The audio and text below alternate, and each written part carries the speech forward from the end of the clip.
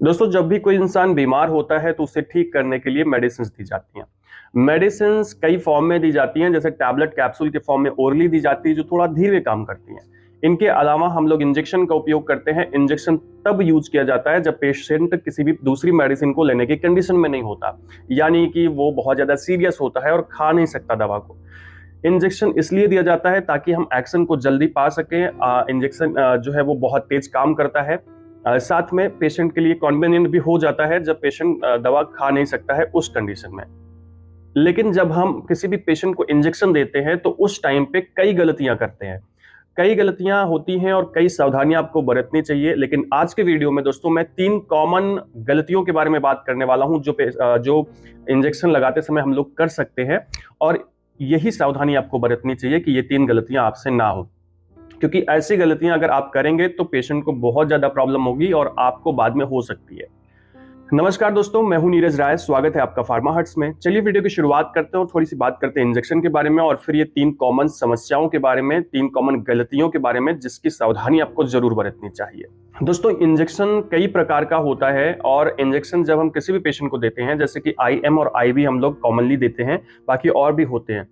Injection में एक barrel होता है, एक निडल होती है और इस मतलब होते तो बहुत कुछ है, इसका डिटेल वीडियो आपको बनाया गया है। लेकिन कॉमनली हमें निडल पर फोकस करना होता है और थोड़ा सा बैरल पर भी फोकस करना होता है, जैसे कि बैरल खाली ना रह जाए, निडल पर भी ध्यान देना होता है। निडल कैसे आप लगा रहे हैं, किस तरह से निडल मुड़ी हुई तो नहीं है, ये सारी चीजें। तो अगर मैं बात करूं दोस्तों यहाँ पे 3 कॉमन गलतियों के बारे में, तो सबसे पहली गलती होती है निडल के ऊपर।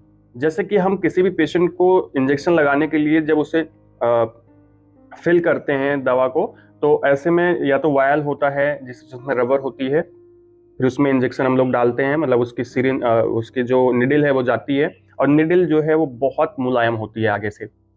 या फिर जैसे मान लीजिए एम्पुल से आप भर रहे हैं तो एम्पुल के ऊपर टकरा जाती है उसकी, जब उसे भरते हैं निडल ऊपर टकरा जाती है, जिसकी वजह से उसकी नोक मुड़ जाती है।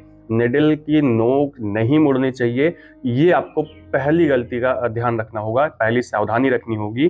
क्योंकि जब निडल मुड़ जाती है तो उस शार्पनेस जो होती है निडल की वो खत्म हो जाती है। तो ऐसे में आप जबरदस्ती पेशेंट में लगा देंगे।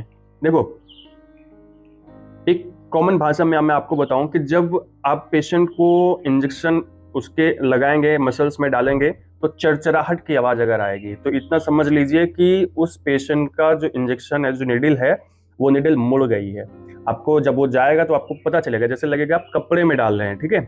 तो ऐसी कंडीशन में पेशेंट को बाद में बहुत दर्द होगा, इस बात का आपको ध्यान रखना चाहिए। यानी कि जब आप फिल कर रहे हैं बैरल को, जब आप इंजेक्शन को फिल कर रहे हैं, तो ऐसी कंडीशन में सुई की नोक कहीं पे टच ना हो, मुड़े ना, खराब ना हो। और अगर मुड़ गई है, खराब हो गई है, तो ऐसी कंडीशन में आप उसे चेंज कर लें। बहुत आसान तरीका है। दोस्तों, दूसरी जो गलती हम लोग करते हैं वो होती है नए लोगों में। यानी जब हम इंजेक्शन लगाना सीखते हैं तो ऐसे में जब इंजेक्शन किसी पेशेंट को लगाते हैं तो सुई पूरी अंदर डालने के बाद में हमारा हाथ हिलता रहता है और सुई भी हिलती रहती है। अब ऐसे में उनकी जो सेल्स होती हैं, जो टिश्यूज होते हैं जहाँ पे आपने इंजेक्शन लगाया हुआ है पेशेंट को, वहाँ पे घाव बन जाता है और वहाँ पे जो घाव होता है वो बढ़ जाता है, जो बाद में इन्फ्लामेशन बन सकता है या इसी वजह से, और फिर वो बाद में क्या होगा ना कि दर्द करेगा बहुत ज्यादा। तो ध्यान रखें कि अगर आप किसी भी पेशेंट को इंजेक्शन लगा रहे हैं तो हाथ को ना हिलाएं, हाथ अपना स्थिर रखें। अगर आपका हाथ स्थिर नहीं रहता तो आप इंजेक्शन ना लगाएं, क्योंकि बाद में पेशेंट को बहुत ज्यादा समस्या होगी, वो मन ही मन आपको कोसता रहेगा। अब दोस्तों, तीसरी गलती जो ज्यादातर फीमेल्स में होती है, मेल्स में उतनी नहीं होती है। क्या समस्या होती है कि जब इंजेक्शन लगवाने पेशेंट आता है, जैसे खास करके जो फीमेल होती है और लगाने वाला मेल होता है, तो समस्या होती है। तो ऐसे में क्या है कि वो कपड़े के ऊपर से ही लगाने की बात करती हैं, यानी कि आप इंजेक्शन को कपड़े के ऊपर से लगा दीजिए। अब कपड़े के ऊपर से लगाने में बहुत समस्या, क्या समस्या हो सकती है? जब इंजेक्शन कपड़े के ऊपर से लगाया जाता है तो मान लीजिए कपड़ा बहुत नहीं तो कुछ mm का तो होगा ही। और ऐसे में पूरी की पूरी जो निडल होती है वो उनके बॉडी के अंदर नहीं जाती है, जिसकी वजह से स्वेलिंग आ सकती है। यानी कि जहां पे आप इंजेक्शन लगा रहे हो अगर कपड़े के ऊपर से, तो बाद में स्वेलिंग आ सकती है।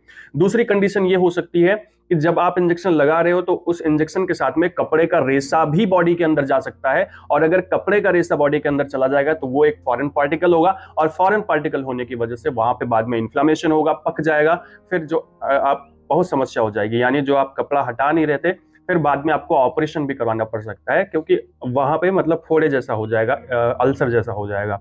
तो ये बात आपको ध्यान रखनी चाहिए। वैसे ये कंडीशंस कम होती हैं, यानी कि बहुत ज्यादा कंडीशंस दिखती नहीं है, लेकिन हाँ चांसेस होते हैं इस तरह से होने के। इस वजह से दोस्तों ये 3 गलतियों पर आपको ध्यान देना चाहिए। पहली, आपको निडल को बहुत ध्यान से देखना है। दूसरी, आपको हाथ हिलाना नहीं है। तीसरी चीज, आपको कपड़े के ऊपर से कभी भी इंजेक्शन नहीं लगाना है, कपड़े के ऊपर से खतरनाक हो सकता है। तो दोस्तों ये था आज का वीडियो आपको इन्फॉर्मेटिव लगा हो, अच्छा लगा हो तो चैनल को सब्सक्राइब करिएगा, वीडियो को लाइक करके दोस्तों के पास जरूर शेयर करिएगा। मिलते हैं नेक्स्ट वीडियो में।